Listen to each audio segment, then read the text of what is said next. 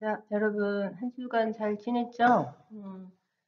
자, 정말 기도하는 마음으로 이번 녹화가 마지막이기를 기도하면서 이제 녹화를 시작하도록 하겠습니다. 이게 생각보다 길어지니까 마음이 힘들기도 하지만, 그 PPT 작업은 굉장히 선생님이 열심히 해요. 여러분이 보면서 바라건대 선생님이 정말 여러분들의 수업을 위해서 PPT 작업을 정말 열심히 했다라고 하는 거를 좀 인정해 줬으면 좋을 것 같아요. 여러분이 작년에 저를 봐서도 알겠지만 제가 좀 관종이잖아요. 그죠? 근데 이제 이걸 보고 처음에는 선생님 막 스크립트를 열심히 썼어요. 정말 무슨 연극 대본 쓰듯이.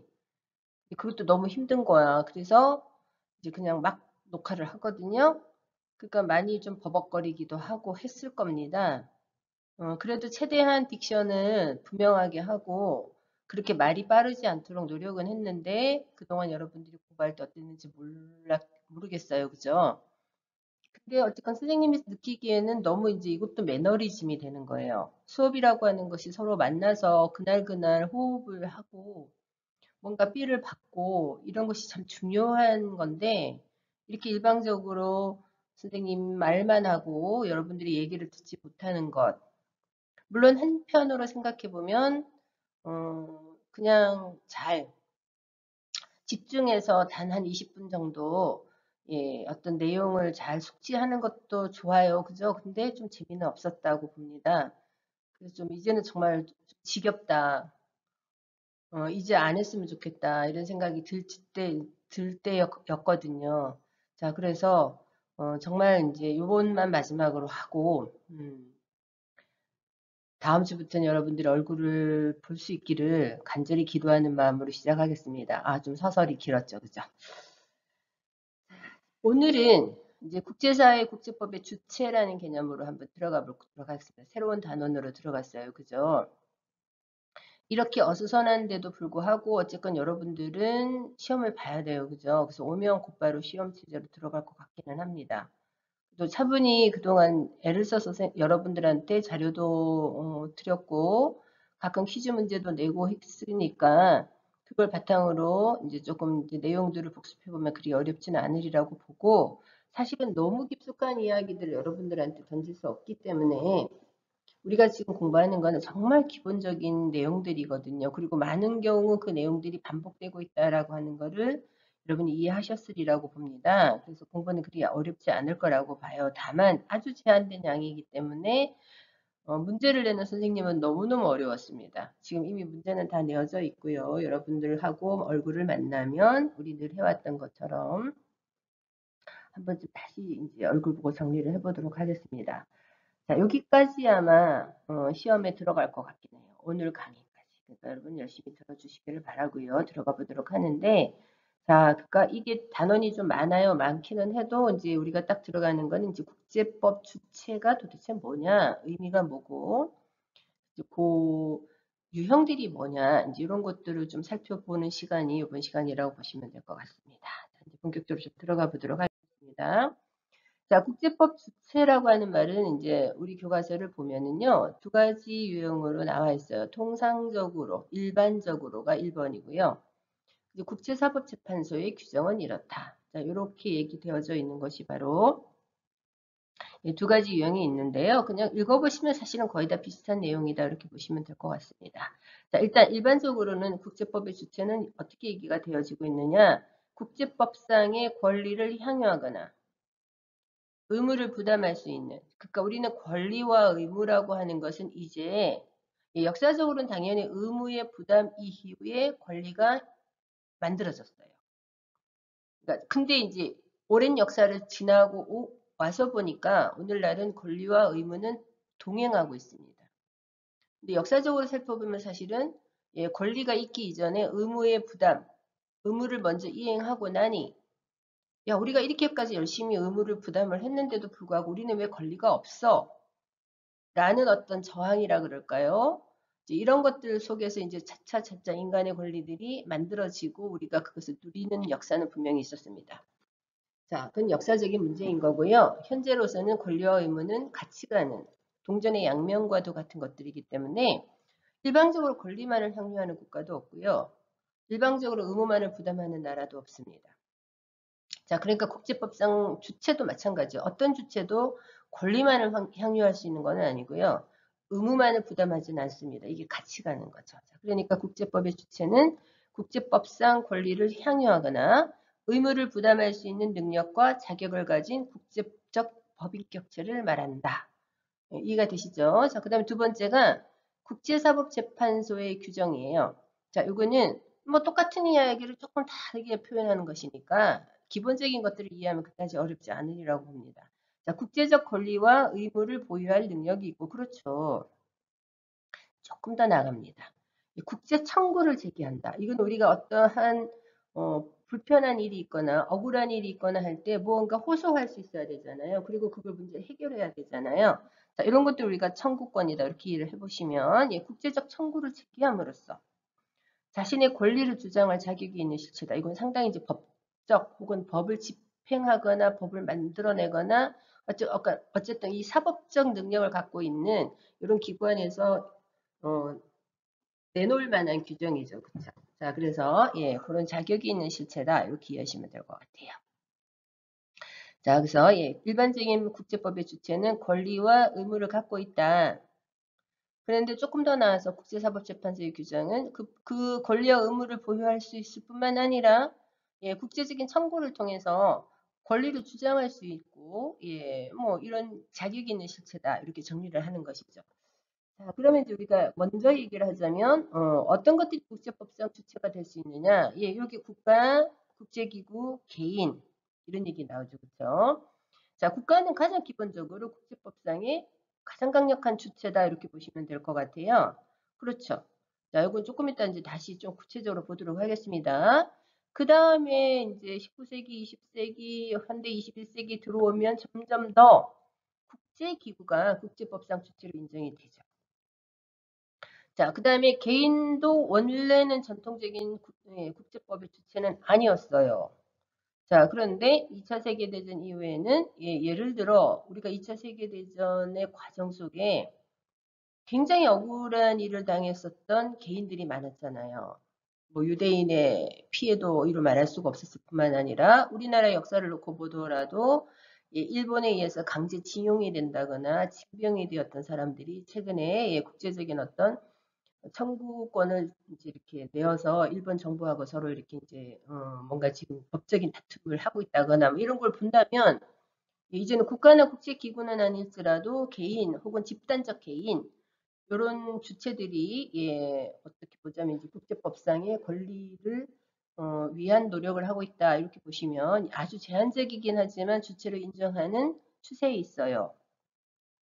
자, 개인 안에 이제 특수한 경우가 예를 들어 사적인 기업 혹은 다국적 기업과 같은 경제적 법인체들이죠.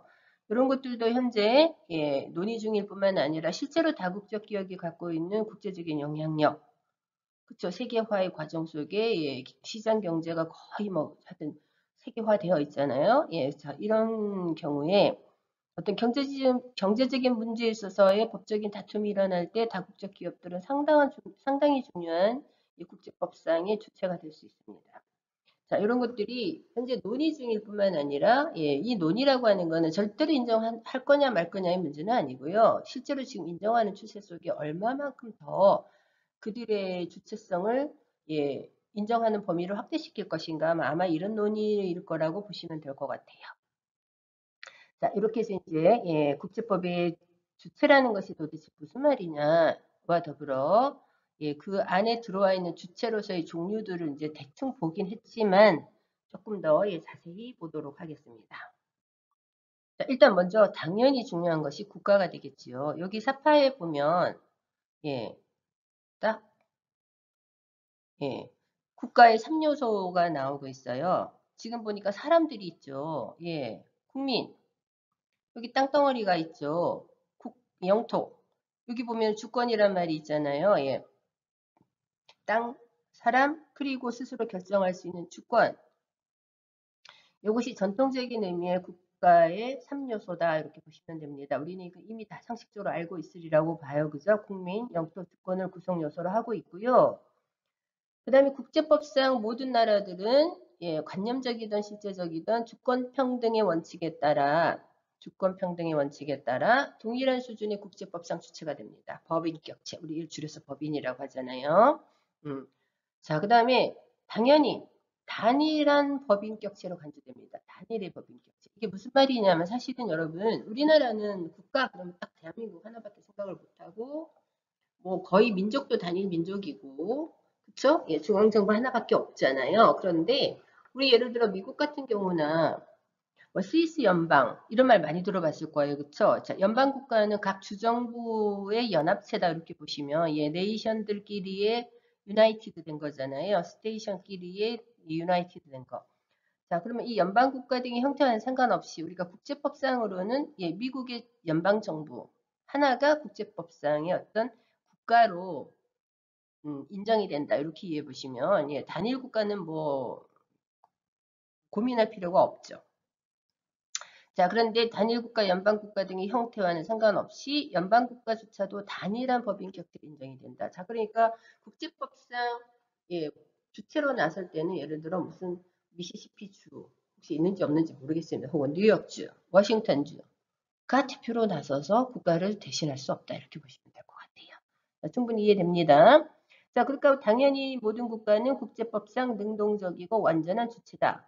그죠? 예, 독립권을 갖고 있고 자유권을 갖고 있고요. 영토를 관할할 수 있는 권리를 갖고 있고요. 당연히 국제 무대에서 국가 간 평등권에 이런 것들이 이제 국가가 갖는 권리다 이렇게 보시면 됩니다. 아까 우리가 봤지만 국제법상의 주체는 권리와 의무를 함께 갖고 있다 이런 얘기 했었잖아요. 예, 그러면 권리만 갖고 있는 것이 아니라 7번을 보시면 인권과 기본적 자유를 존중할 의무.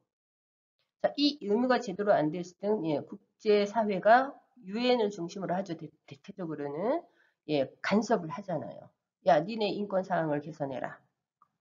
니네 왜 정치적인 자유를 안 주느냐. 빨리 정치범 석방하라. 이러한 논의들이 뭐 공식적으로 일어납니다. 자, 인권과 기본적 자유를 존중하는 의무가 사실은 모든 국가들에게 있다 이렇게 보시면 됩니다. 당연히 국제 평화를 확보할 의무가 있죠. 국제사회의 일원이라고 한다면 국제 평화를 위해 노력해야 돼요. 자, 그러니까 국제사회는 침략하는 나라들에 대해서는 굉장히 강한 규제를 할 수밖에 없습니다. 자, 그러려니까 무력을 사용하면 안 되는 거죠. 불사용이라는 말을 잘 사용하지 않는다. 최대한 단어를 좀 이렇게 압축적으로 쓰려니까 가끔은 좀 단어 구성이 좀 이상하죠. 그죠? 무력을 사용하지 않는 의무. 힘을 쓰지 않아야 돼요. 당연히 서로가 서로 평등권을 갖고 있고 독립권을 갖고 있고 누구에게도 자기의 일을 결정할 수 있는 스스로 결정할 수 있는 주권들 뭐 이런 것들이 다 있기 때문에 다른 나라 문제에 간섭을 하면 안 되죠. 불간섭의 의무 등등의 의무를 함께 갖고 있는 것이 국가라는 국제법상의 주체가 된다. 이렇게 이해하시면 될 것 같아요. 그죠? 자, 그래서 한동안 우리가 19세기, 20세기 들기 전만 하더라도 어떻게 보자면 국제조직가조차도 그렇게 활성화되었던 시대가 아니었기 때문에 아마 국제법상의 주체는 거의 국가로 한정되었던 그런 역사를 갖고 있습니다. 자, 그런데 이제 현대사회로 올수록 이런 국제법상의 주체가 상당히 다양해집니다. 자, 그래서 국가 이외의 국제법상의 주체 중에 다시 또 중요한 것이 무엇이냐? 여기 바로 국제기구라고 하는 것이죠. 국제기구라고 하는 것.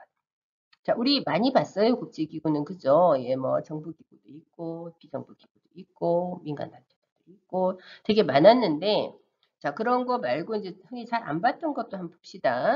자, 그럼 어쨌건 국제기구는 국가 간 합의에 의해서 창설이 돼요. 국가 간 합의에 의해서.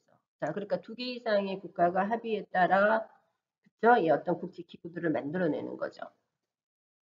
자, 그래서 이제 국가 간 합의에서 만들어지고 그래서 그것을 바탕으로 국제법상의 주체를 인정받습니다. 자, 그러면 좀 이 두 개 이상의 국가가 어떤 합의를 했느냐라고 하는 그 합의 범위가 분명히 있을 거예요. 그죠? 그래서 그 범위에 따라 만들어진 조직이기 때문에 여기 국제기구를 창설한 국가가 부여한 범위 안에서 권리와 의무를 가진다는 거죠. 자, 그러니까 국가가 갖는 보편적인 어떤 권리와 의무는 아니고요. 자, 이 국제기구가 창설된 목적에 합당한 범위 안에서 자, 그러니까 활동 범위가 당연히 그 목적에 따라 달라질 수밖에 없다. 이해하시면 될 것 같아요. 예를 들어 국제연합 식량농업기구, FAO 이런 것들이 있단 말이죠. 이런 거는 어떤 것이 딱 예, 부여한 범위이고 그 안에 권리와 의무겠느냐. 예, 그래서 전체 전 세계의 식량 문제 이런 것이 있겠죠. 자, 여기 유니세프 팔찌도 나오고 혹시 갖고 있는 학생들이 있을지도 몰라요. 그죠? 그다음 유니세프에서는 왜 아동을 위한 기금을 마련한다고 막 그 뜨개질로 특히 이제 그 가난한 저기 아프리카 아이들이 태어나자마자 보온이 잘 안 돼가지고 죽는 경우들이 많대요. 그래서 뭐 털모자도 만들고 이런 활동들을 아마 동아리 차원에서 하는 학생들도 있으리라고 봅니다. 예, 그래서 국제연합 아동구호기금이죠, 그렇죠? 예, 여기 유니세프. 자, 그다음에 UNEP라고 하는 것이 바로 예, 국제연합 환경계획이라고 하는 거. 자, 이게 바로 그 유니세프의 로고입니다. 자, 뭐 이런 것처럼. 예, 이거는 당연히 환경에 관한 어떤 것들. 그렇죠? 예, 그래서 우리나라가 예, 산 국립공원 같은 것들이 가보면 이러한 국제연합 환경계획 하에 어떤 마련된 규정에 따른 예, 환경보호 활동 같은 것들을 합니다. 자, 그 다음에 국제원자력기구. 자, 그래서 이제 각 나라들의 예, 원자력을 어떻게 이용하고 있는가, 혹시 이것들이 무기로 활용되고 있지 않는가, 뭐 이런 것들을 감사하기도 하고요. 예, 뭐 지원하기도 하고요. 그죠? 우리가 한국사를 공부하는 과정에서는 북한과의 어떤 그 통일을 위한 노력 속에 있었을 때 북한이 갖고 있는 핵을 약간 산업용으로 할 것인가? 그게 중수로 경수로라는 개념이래요. 자, 그러면 자, 그 원래 북한은 이제 핵무기를 개발하기 위해서 이제 핵을 개발을 했다면 그거를 어떻게 이제 시설 전환을 통해서 이제 경제적인 것으로 전환시킬 것인가 뭐 이런 것들을 예, 국제 원자력 기구가 감시도 하고 지원도 하고 자, 뭐 이런 역할을 하는 것이 바로 예, 국제 기구다. 자, 그러니까 다시 얘기하지만 국제 기구는 국가 간 합의에 의해서 만들어졌고 국가 간 합의를 할 때 그 목적성이 분명히 존재하고 예, 그 목적한 범위 내에서 예, 권리와 의무를 가진다라고 하는 것. 예, 그래서 아주 포괄적이거나 예, 전면적인 권리를 갖고 있는 것은 아니다라고 하는 것. 우리가 늘 봐왔던 여러 국제기구 말고 이제 뭐 너무너무 많아요. 국제기구는 그쵸? 자, 이런 것들도 있어요. 원자력 기구도 있고 유네프도 있고 예, 유니세프도 가끔 한 번씩 얘기를 했었습니다. 자, 그러면 여러분들은 후속적인 탐구 활동이 뭐일 것 같아요? 그렇죠. 혹시 내가 진로를 설정할 때 나의 내가 전공하고자 하는 어떤 분야와 그거와 관련된 국제기구는 뭐가 있지? 이런 것들을 예, 외교부 사이트를 통해서 한번 찾아본다든지 이런 활동들이 예, 후속적으로 일어나면 참 좋을 것 같습니다. 자, 6교시는 이렇게까지 하고요. 나머지 이제 정말 이제 최근에 중요성이 훨씬 더 강화되고 있는 예, 개인, 예, 뭐 혹은 다국적 기업 이런 부분들을 7교시에 예, 연속하여 수업을 하도록 하겠습니다. 여러분은 잠시 쉬었다가 조금 이따 만나보도록 하겠습니다. 수고하셨습니다.